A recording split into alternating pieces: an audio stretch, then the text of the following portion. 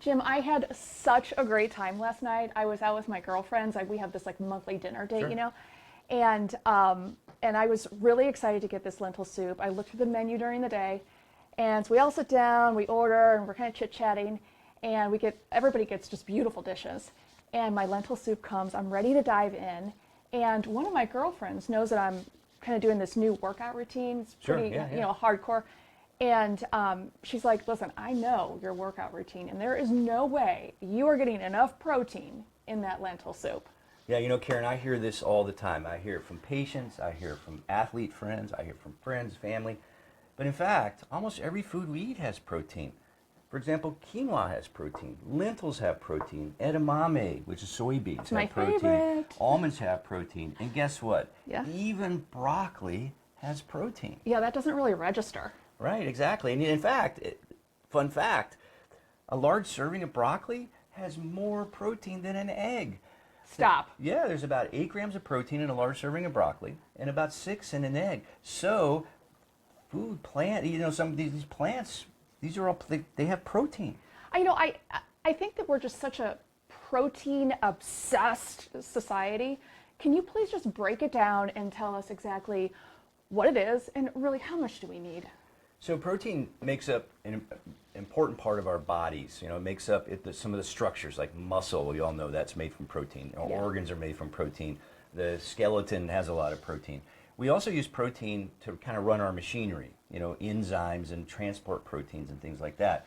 And our body's kind of constantly, wearing out, and we have to build it back up. So we have to consume protein for the day-to-day maintenance. And for example, when you're hitting the gym and you're wanting to build muscle, Yeah. the protein that we consume helps you accomplish that. Okay, so that makes sense. Now, but how much do we really need? Well, so the average person, say who's average activity level, say a 160-pound person, needs around 60 grams of protein. Now, endurance athletes need a little bit more. They might need 80 grams of protein. And if you're a bodybuilder, you're NFL player, you might need even twice the amount. You might need up to 120 grams of protein. Yeah, okay. Right? But guess what? Those NFL players, those bodybuilders, those marathon runners, Yeah. they're not getting the same number of calories that you're probably getting. So let's just say a few years ago I trained for an Ironman triathlon. Yeah. And I needed more protein, right? But guess what? I wasn't getting that 1,800 calories, 2,000 calories most people are eating. I'm getting 4,000 calories, right? So when you double your calorie intake, what happens to your protein intake? More calories equals more protein. Exactly. You can't just get protein. That's exactly right. When we get it from food. Now you can if you're using supplements and all that, but when we eat real food, we're getting it in a healthy package. Okay, so we know how much we need. Now, what happens if we go overboard and we get too much? Yeah, that's a great question, because the average American actually gets about twice as much protein as they really need. And unlike carbohydrate and fat, which we can store for future use, we can store it as energy, Yeah. protein we can't. So once we've met our protein needs, we've built that muscle, we've repaired our tissue, we've made some new enzymes, whatever's left gets converted to nitrogen, actually, which gets excreted by our kidneys. And so excess protein intake can put a tremendous strain on our kidneys, as has been associated with increased risk for kidney disease. Also, we know because protein helps our bodies build tissue, it can stimulate tissue growth.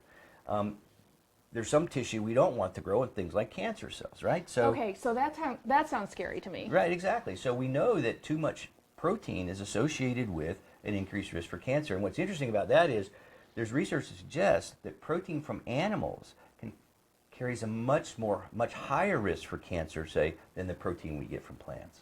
Okay, yikes. Yeah. It's pretty scary, isn't it? Yeah, no, it really is. Yeah. So, okay, then adversely, and it doesn't sound like it's probably an issue after everything you just said, what happens if someone does not get enough protein? So that can happen. It's typically, we see it in people who are calorie malnourished, right? They're not getting enough calories. Right. So I'm sure you've seen pictures, sadly enough, of starving children with the big bellies and things Yeah. like that. And that's a condition called kwashiorkor, which is a clinical protein deficiency. And I can honestly tell you, in the 30 plus years I've been practicing medicine, I have never seen a case of protein deficiency out in the wild. Maybe a couple patients who had end-stage terminal cancer, things like that. Yeah. But it just doesn't happen. because they're not getting enough calories. Well, right. And Caryn, listen, I know you're working out and stuff. I know that you follow a plant-based diet. I mean, you don't look malnourished to me. And I don't feel like I am. So Right. listen, this lentil soup that we had last night was delicious, and I'd really like to share it with you today. Right. So let's just get cooking. All right, we're all prepped and ready to go. I cannot wait. My mouth is already watering. Yes. I haven't even started cooking I yet. know, it's delicious. Now, one thing first, this burner does make just a little bit of a hum, but I'll tell you what, this is an induction burner, which is so safe and so quick on the cook.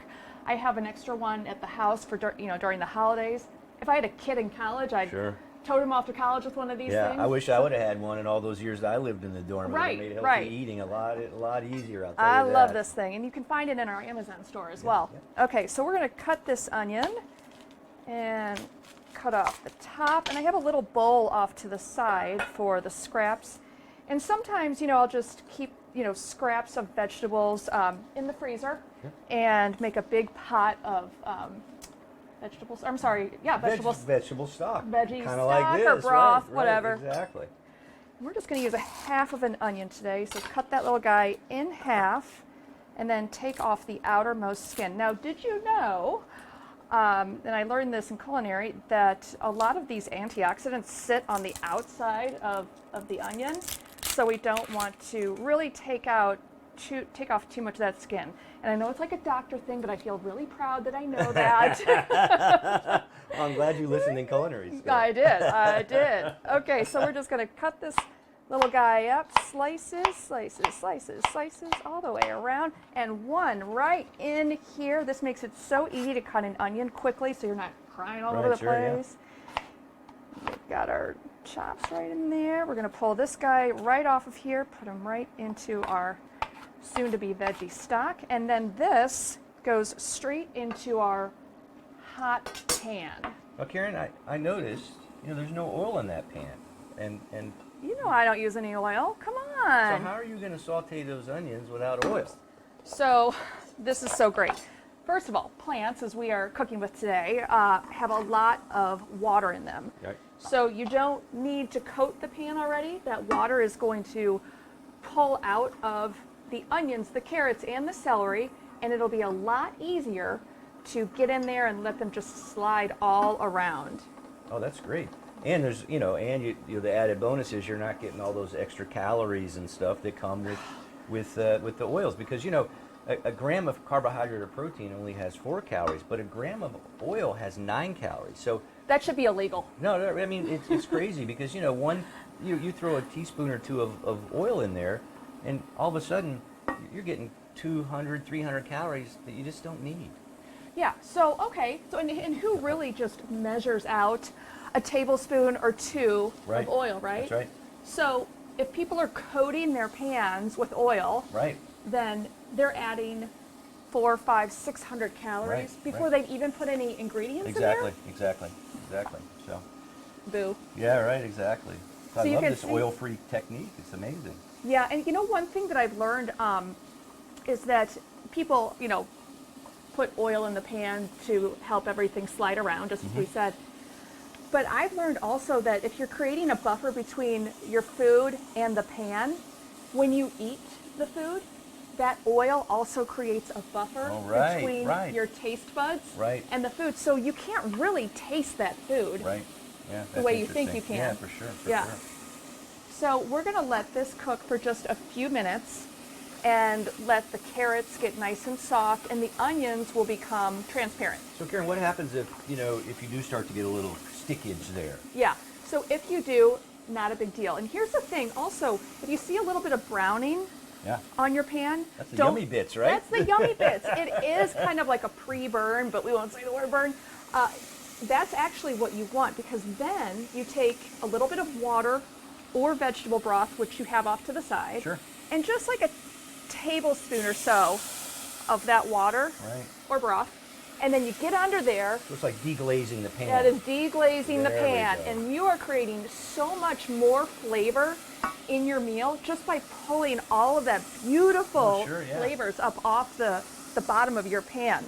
This is already starting to smell so delicious. Smells so good. I love know, this. I I love know. this mirepoix. So that's Yeah. your carrots and celery and onions. It's a nice, really nice base to so many soups or stews. Right.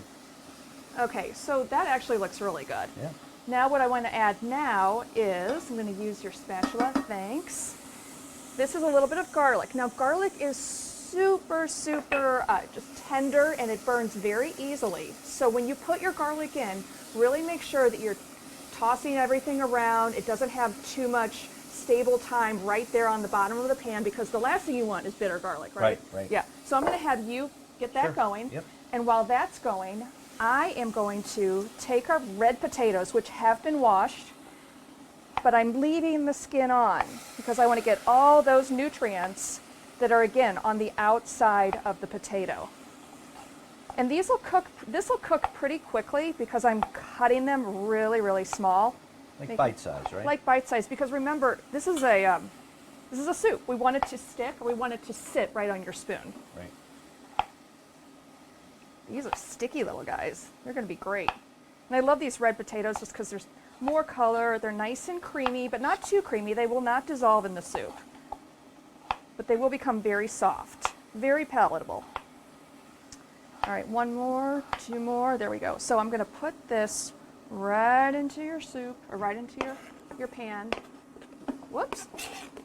Man down. Man down. God. Here we go. Gosh. Okay, now I'm going to pull our heat. Oh, do this. Now this is cumin, coriander, salt, pepper. Am I missing one? That's it. Okay. Now that we have, the water has come out of our vegetables in there, creating, so we don't need oil for this. You can see how the spices are really sticking to all the food. This is exactly what we want. It smells so good. That cumin's starting to toast a little bit. Yeah. Oh my goodness.